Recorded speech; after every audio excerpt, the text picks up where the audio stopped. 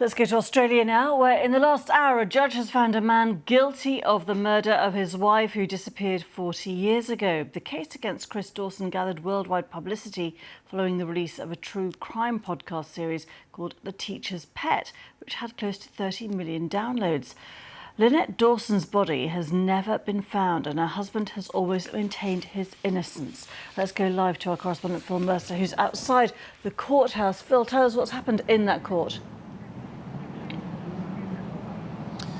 Well, the Judge Justice Ian Harrison took the best part of 5 hours to deliver the summing up of a case, a trial that's lasted for 10 weeks, an investigation that's lasted for 40 years. And for much of the time today, the judge has spent his time demolishing the defence's assertions that Chris Dawson was not responsible for his wife's murder back in 1982. The judge dismissed witnesses' attempts to say that they'd seen Lynette Dawson after she had been reported missing, that her husband had spoken to her on the phone. So Chris Dawson, 74 years of age. Earlier this morning we saw him walk past where we're stood now on his way into court, and given that he is a man in his mid-70s, that could be the last time he is a free man. He's yet to be sentenced. He'll come back to court at a later date for that, but at the moment this extraordinary case that has been given impetus by the Teacher's Pet podcast has given Lynette Dawson's families some answers. They know who killed her back in 1982, but many questions remain unanswered. How and where was she killed, and where is her body? And when she disappeared, obviously that her family hadn't been contacted. Just tell us the circumstances around what happened at the time.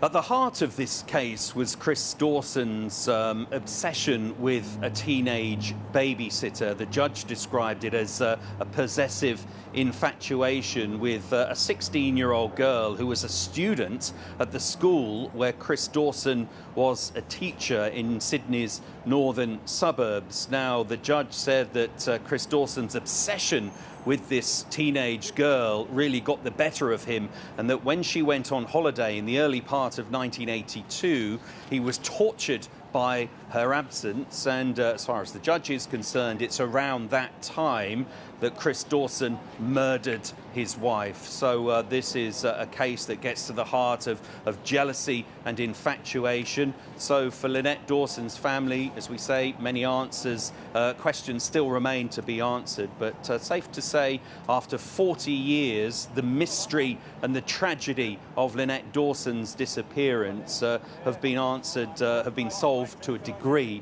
But of course, the family have other questions. Where is her body, and how was she killed?